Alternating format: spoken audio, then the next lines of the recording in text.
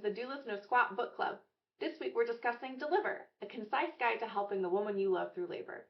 We're going to be covering topics such as how to give birth on a trapeze, how to support a partner through labor, and what to do if that partner doesn't necessarily support your client's opinions. Thank you so much for joining us, and let's get ready to hear from some doulas who know squat.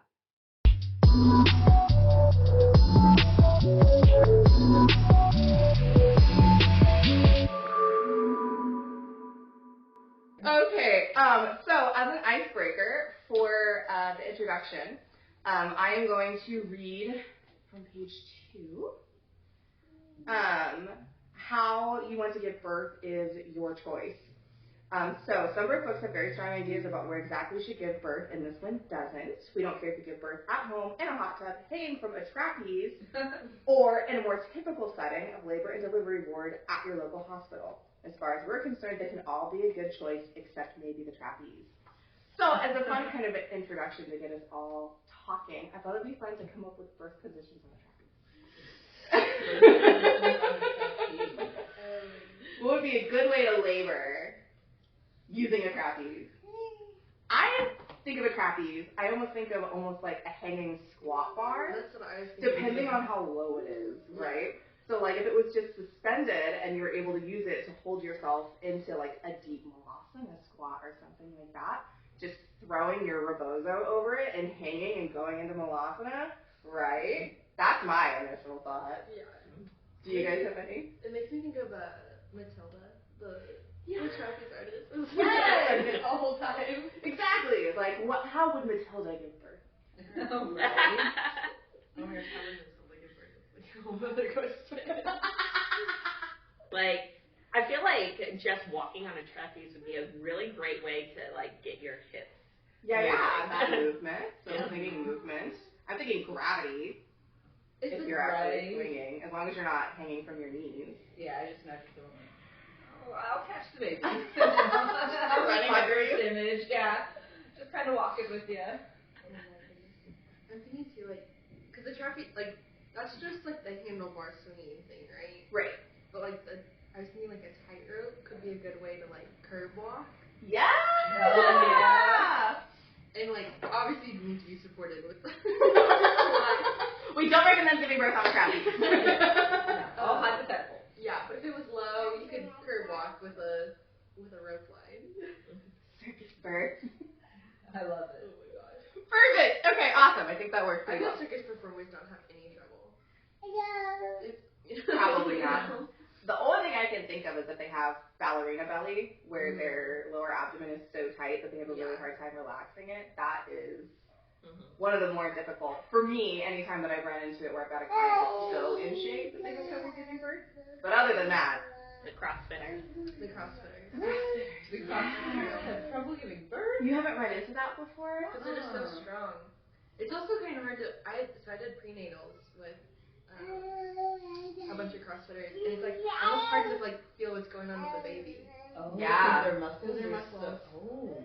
Yeah. And it's just hard for them to relax, especially if they're doing a lot of hanging and not a lot of relaxing and stretching afterwards. So those muscles are just constantly tight, and then it comes time to relax, to release the pelvis, and that's not something that their muscles have done lately or ever.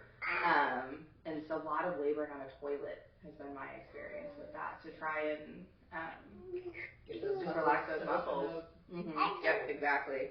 Okay, so chapter 1 is all about why labor support is important.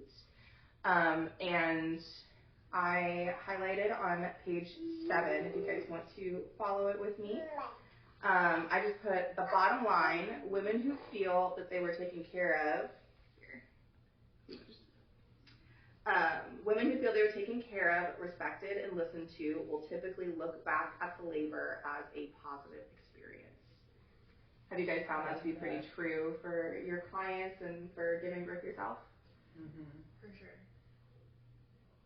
Yeah, I feel like that's the number one thing, because like anything that happens during your birth, as long as you feel like you were respected and being able to make that choice. You can have peace with whatever happens.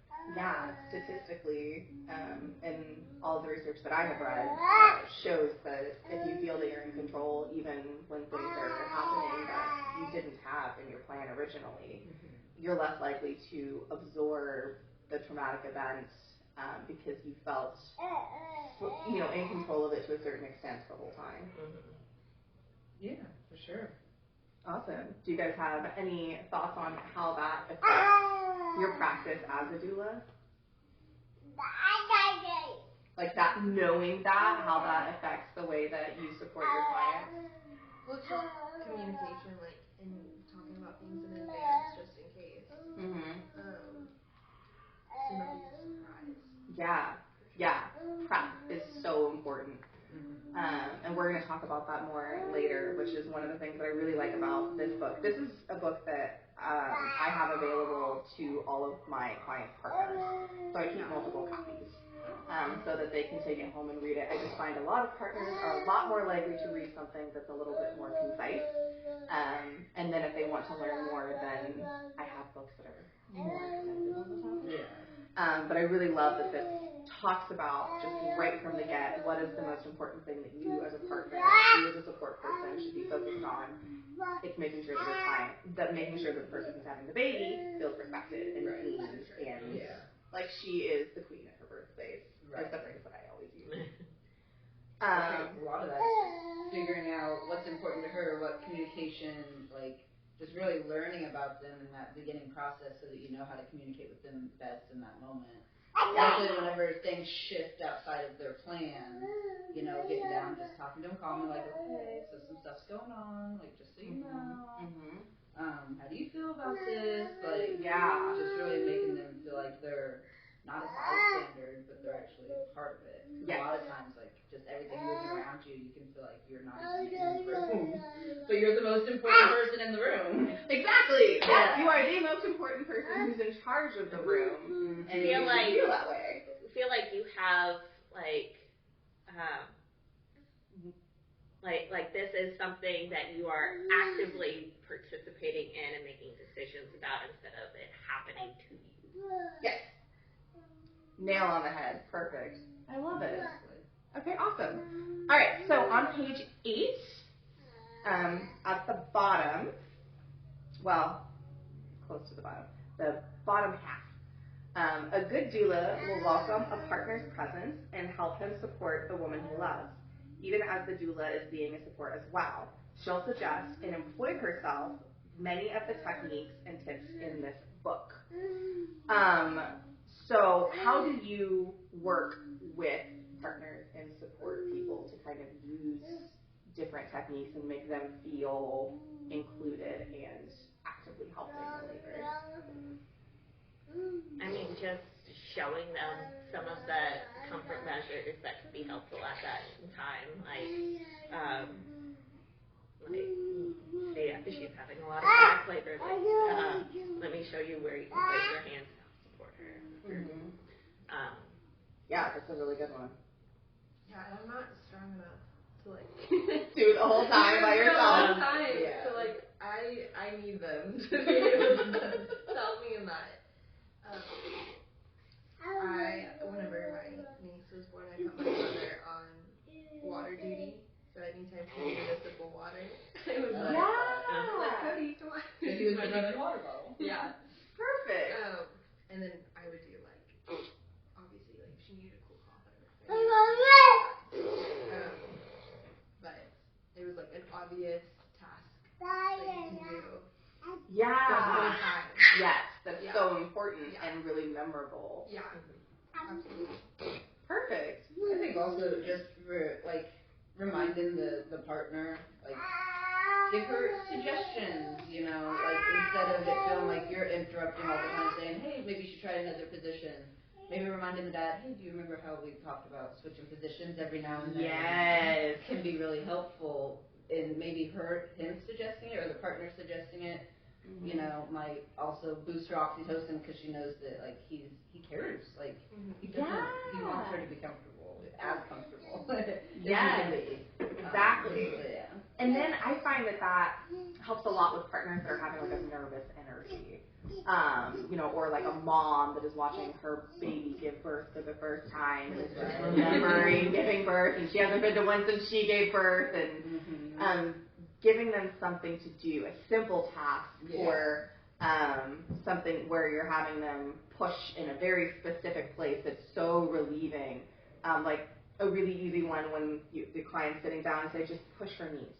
I mean, how easy is that? Just push her knees. And that relief from that for people who really enjoy that, because some people hate it, but the people that like it really like it. You have a very strong opinion about the knee press.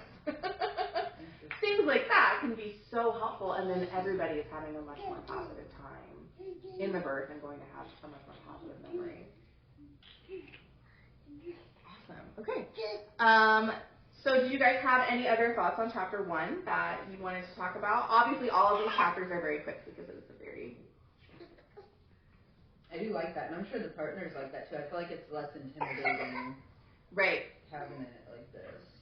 And can get them into the habit of reading and learning more. And even if they don't continue on past this, if they just read this, then they've got the basics. Which is so much more than if they didn't read it at all. Exactly, for sure. I like that part where it points out like sisters can make wonderful birth partners, girlfriends, boyfriends, moms, grandmas, dads, granddads. My roommate had her brother was there, was the only other person at her birth. Oh, that's so and beautiful. like it could literally be anyone. Yeah. Yeah, and it's like I think people can look, you know, zoom out a little bit and be like, who could be a really good birth partner. Especially in situations where maybe the child's father may not be in the picture. Yeah, definitely. And that's something we run into a lot. We work with places like Mother's Refuge with the teen moms where the dad doesn't necessarily stay around, or graduates of the foster care system that don't have parents to come and support them in their birth. And so, you know, sitting down and talking about, well, who is your go-to person? Yeah. You know, who would you like to support you? And then bring them to the prenatals. Yeah, absolutely. And we can teach them all kinds of stuff. And sometimes people actually opt for virtual support, where all we're doing is texting and calling to remind the support person that learned in the prenatals, because maybe, you know, especially with teen moms, a lot of times they just don't want to have a doula actually in the room with them. And so that's a really good alternative where she's still getting the support. And then sometimes they change their mind and say, actually, we've decided we want you here. So I like that though, and I think just reminding them to pick somebody that makes them feel powerful and supported. Like don't pick that person that's like is gonna criticize you or, you know, make you feel unsure of yourself. Like pick that person that rises you up. Like, you know, even if they aren't blood, like it can be anybody. So yeah, I do love that. Yes, who's in your birth space is so important. Being able to have people that are going to support you in your entire birth life is so important, and something we're actually going to talk about in a few chapters. I don't remember which one. But okay, so chapter 2 on page 12. This is where it focuses for the first time really on the bottom line. It's always her call. And I think that's pretty much the hill that I die on as a birth worker, you know, childbirth educator, doula, anything. I am focused on whatever she says is what the rule is. So toward the bottom, once her decision is made, your job is to support her in that choice, even if you would do things differently yourself. Is that something that you run into being difficult? Was it difficult in early doulahood, but not so much now? I can feel like it can be challenging, especially whenever other people are trying to give their opinions. Like, I think some people doubt that a birthing person can make a decision, you know, in between contractions or during contractions. And they can. Exactly, yeah, they can, and you just have to respect that. Like, you don't have to, you choose that for yourself, but they chose it, so you just have to back them on it. Yep, absolutely. Have you guys ever had an opinion about what your client is choosing and had to, like, really work on yourself to to support them in the decision that they're making? I think I've only ever had like one moment where I was like, oh, what are we doing? But it was like, we talked about everything, and she wanted to do like some delayed cord clamping, and she had said like, I want to wait until the cord is right. Yeah. And the baby's here, and she's like, just cut it. And I was like, okay. I was like, whatever you want to do. Right. Like, and it's one of those things that's like really inconsequential, but I was like, I don't think it was, like, we didn't think about this. Right. Make a decision, but it is your decision, so yeah. We'll just go it. We'll just do whatever you want right now. Right. Well done. I was like, oh, like this was like something that I thought was really important to you. And then maybe I was misread the situation, so, or sometimes in the moment it just all goes out the window. Yeah, she's like, just give me my baby. Yeah. Never mind. Change my mind. Which, it was like funny to look back on it and be like, who cares about that? She just wants her baby here, and can't argue with that at all. Yeah. I would never, right? Mm-hmm. Did you have to resist the urge to be like, but I thought you wanted to wait? I did say something, like in the moment, because I was like, do you want to wait? And she was like, no. Okay. Oh, that's so fun. Yeah, that is something that I struggled with in early doulahood a lot more than now. I think just from a sheer amount of practice of just remind them what they had told you originally, check in to make sure that they have actually changed their mind, because sometimes they haven't. They just are like flustered in the moment. Yeah, exactly. You say, hey, do you remember when we talked about this? You said you wanted this. Are we changing course? Yeah. There was a moment. Are we changing course? That's good. Thank That's you. a good thing to say. Yeah. We did have like, it was like a pause. Mm-hmm. And like, are you sure? Mm-hmm. And like the nurse was looking at me like, because she was like about to, offer to cut the cord to someone, and I was like, didn't you want to wait? And she's like, no, it's okay. Never mind. And all right. I was like, okay, you just gotta go with it. And during that pause, a few more heartbeats happened, and a little more blood flowed into me. Yeah, exactly. What I always find challenging is whenever the client is asking for your opinion on Yes. Oh my goodness. Yes. And then you start to say, well, I don't have an opinion on your birth, and they say, but you do. And you're like, yes, obviously I have an opinion. I'm just not going to tell you what it is. Yeah, no. I just don't say anything. You say, well, the evidence says, no, what is your opinion? What do you think we should do? It says in my contract, but I don't have to tell you. It literally says in my contract, will not give you opinion. Yeah. Oh my gosh, I love that. Genius. Thank you.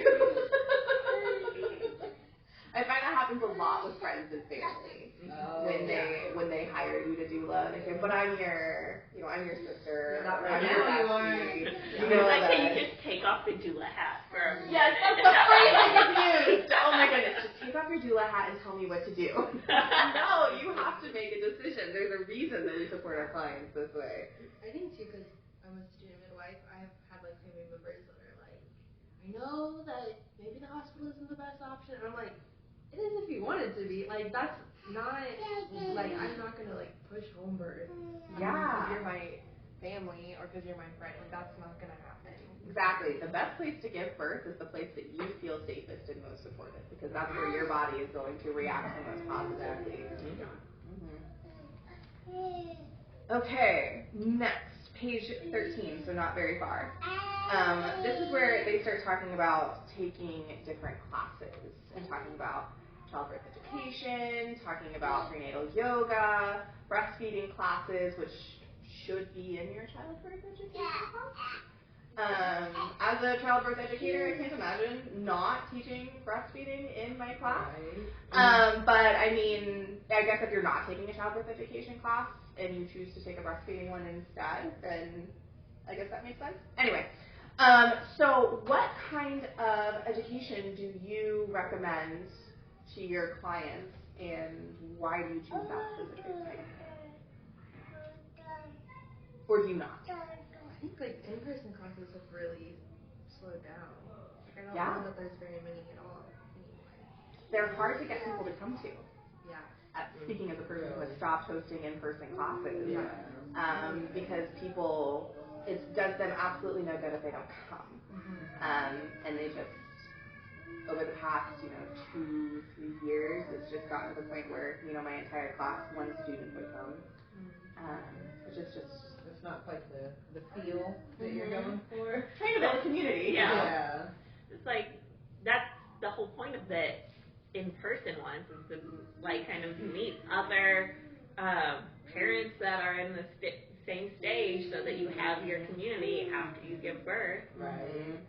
Yeah, I'm finding a lot of people will take the hospital class because it comes with a tour, and they'll do that in person, and then they do virtual for their actual childbirth education because they don't really teach a ton of childbirth education. But I usually try and steer people away from the hospital ones because they're more likely to be teaching about hospital policy rather than what your actual choices are. Right. I think a lot of people don't realize that they get choices on some of this stuff because they make it sound so much like it's set in stone that this is the way it has to be. So yeah, other courses are definitely. But how do you feel like people are getting their education since they're not doing it in person? They're taking virtual classes. Virtual ones. If that. If that. Yeah. Because a lot of times I think people will be like, I'm going to take a virtual class. And then it's like, baby's here. Like those self-paced ones, and it's like, I'll get to this eventually. Yes, I get that from my class quite a bit. I can see. I'm like, you watched the first one, which is great. You are set for early labor. There's a lot more. Congratulations. Like, that is awesome. There's still quite a bit. And I find that my C-section preparation course and my NICU preparation course tends not to get watched. No one thinks it'll happen to them. Well, and they don't want to think about it, or they have like an anxiety that'll happen to them, so they don't want to prep for it.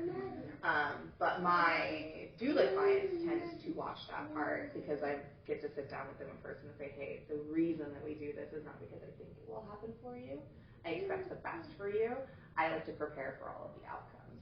Right. And so the more prepared you are for the potential of a C-section or a NICU stay, if a C-section is something that you're not wanting, some people prefer them, is that then you have that informed consent, the choice that we were talking about earlier, that you should feel in charge of your entire birth. And if you don't know what your options are for a belly birth, then how are you supposed to feel in charge of it? And the reality is that 1/3 of women giving birth in the U.S. will get a C-section. Yeah, statistically. Statistically. So what kinds of education, is it just childbirth education that you guys recommend for people, or are there other things that you tend to tell clients you should do this and sign up for it to get ready for birth? Yoga. Prenatal yoga, yes, absolutely. Why do you tend to recommend that? You're going to find your community that way as well, and just prepping the body for when it's time. It can feel like less intimidating than be like, you need to exercise. Yeah. But if you say, why don't you try a prenatal yoga class? You might you could find your new mommy best friend there, and then it's almost like you're kind of tricking them into the exercise. Get some stretching, rub that pelvis, release the psoas. Yeah, definitely. Practice that breathing that will be very helpful during labor. Yes, absolutely. Practicing relaxing while slightly uncomfortable, I find is huge. Yes, I love doing prenatal yoga with my clients. I am certified doula wisdom, which is not a prenatal yoga instructor, but I can do prenatal yoga with my clients. It's a different thing. I'm figuring out exactly what that means for me.